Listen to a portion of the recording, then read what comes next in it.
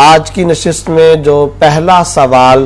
آپ کی طرف سے آیا ہے اور بہت سارے ناظرین و سامعین کی طرف سے بھی سوال آیا ہے، وہ ہے ناروے کے اندر قرآن کریم کو نظر آتش کرنے کے واقعے سے متعلق تازہ ترین صورتحال اور اس پر امت مسلمہ کے کرنے کے کام۔ چونکہ بہت سارے لوگوں نے یہ سوال مختلف انداز اور مختلف پیراؤں کے اندر مختلف اسالیب کے ساتھ یہ پوچھا ہے،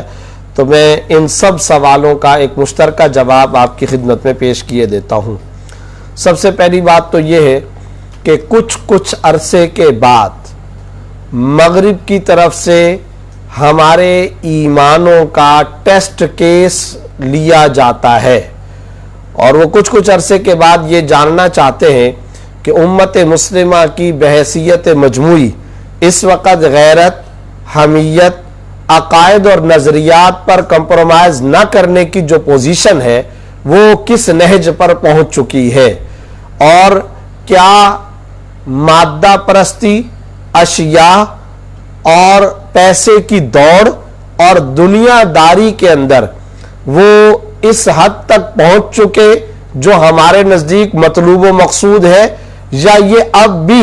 بحیثیت مجموعی قرآن کریم،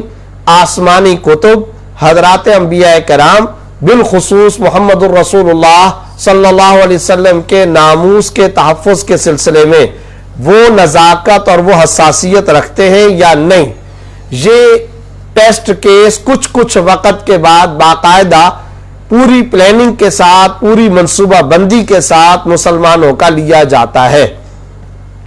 اس سلسلے میں سب سے پہلے تو یہ بات سمجھنی چاہیے کہ یہ وہ بھونڈی حرکت ہے، یہ وہ دراصل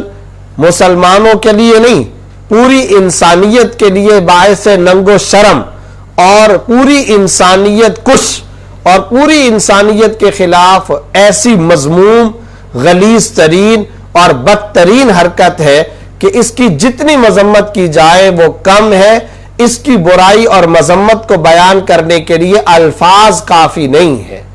حیرت ہوتی ہے اور بہت زیادہ حیرت ہوتی ہے وہ ویسٹ،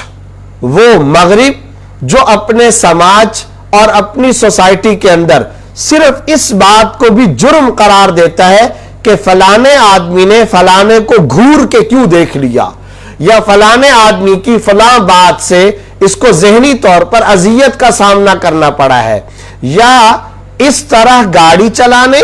یا لائن میں کھڑے ہونے یا یہ بات کرنے یا اخبار، تحریر یا تقریر میں یہ بات لکھ لینے سے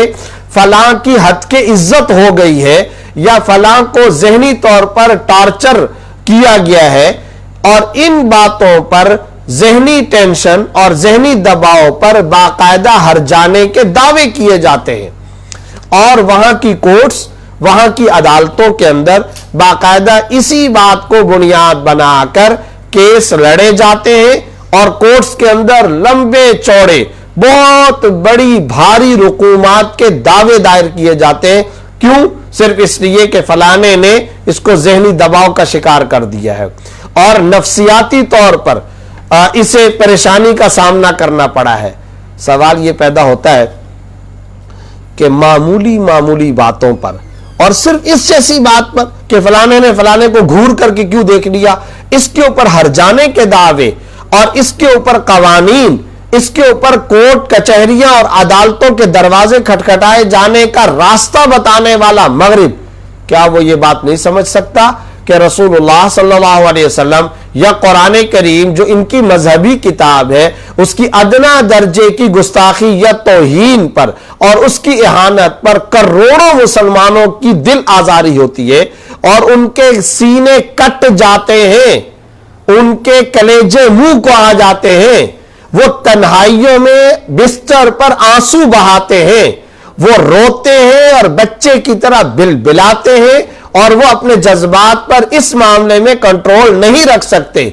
کیا یہ بات ویسٹ کو، آج کے مغرب کو سمجھ نہیں آتی؟ یقیناً سمجھ آتی ہے، اور انہیں یقیناً ان ساری باتوں کا ادراک و احساس ہے۔ وہ جو اپنے آپ کو ماہرین نفسیات کہتے ہیں، وہ جو اپنے آپ کو اوپینین میکر کہتے ہیں، وہ جو اپنے آپ کو پالیسی ساز کہتے ہیں، وہ جو اپنے آپ کو دنیا کا ٹھیکیدار کہتے ہیں، کیا انہیں کروڑوں ارب سے زیادہ انسانوں کی نفسیات اور ان کے مزاج کے بارے میں اس حساسیت کا علم نہ ہو، ادراک و احساس نہ ہو؟ یہ بات نہیں ہو سکتی۔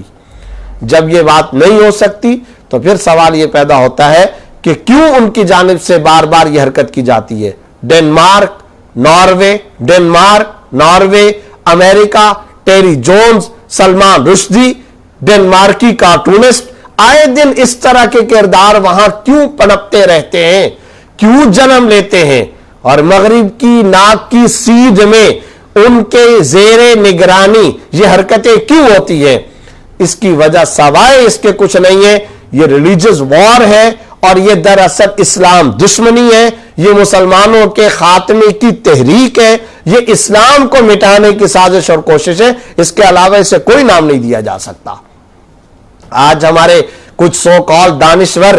ٹاک شوز کے اندر بیٹھ کر کے مسلمانوں کو الٹا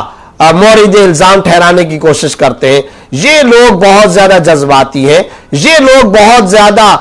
اسٹریمس ہو جاتے ہیں، ان کو کوئی نہیں بولتا، انہیں کوئی نہیں سمجھانے کے لیے تیار نہیں۔ آج وقت آ گیا ہے مغرب سے صاف صاف بات کی جائے، ان کی آنکھوں میں آنکھیں ڈال کر بات کی جائے، اور انہیں بتایا جائے تمہارے یہ دوہرے معیار کیوں ہیں، اور تم اس طرح کی دوہری منافقت پر مبنی پالیسی کیوں رکھتے ہو، کیوں تم کروڑوں مسلمانوں، کروڑوں انسانوں کے دلوں کو چیرتے ہو۔ مسلمانوں کی ذہنی حالت اس سلسلے میں مکمل طور پر یہ ہے، اور یہ کسی غیر پڑھے لکھے، جاہل، پسماندہ کسی قبیلے کے کسی فرد کی حالت نہیں بتائی جا رہی۔ یہ پی ایچ ڈی اسکالرز، دینی دنیاوی تعلیم سے بہرہ ور اور اعلیٰ تعلیم جس کو یہ لوگ کہتے ہیں، سائنس اور ٹیکنالوجی کے اعلیٰ ماہرین کے دلی جذبات کی میں منظر کشی کر رہا ہوں۔ آپ ان کو ایک طرف کھڑا کر دیجئے، اور دوسری طرف یعنی یہ تمام کے تمام کروڑوں انسانوں کو آپ ایک میدان کے اندر جمع کر لیں، اور ان کو کہا جائے اگلے مرحلے کے اندر تم سب کو یا تو قتل کر دیا جائے گا، یا محمد الرسول اللہ صلی اللہ علیہ وسلم کی شان اقدس کے اندر گستاخی کی جائے گی۔ خدا کی قسم کھا کر کے کہتا ہوں، یہ کروڑوں کے کروڑوں مسلمان بیک آواز کہہ اٹھیں گے، ہمیں قتل کر دو، ہمارے ٹکڑے ٹکڑے کر دو، اور ہمارا قیمہ بنا دو، سب کچھ منظور ہے، لیکن ہم نبی صلی اللہ علیہ وسلم اور قرآن کریم کی ادنا گستاخی برداشت نہیں کر سکتے۔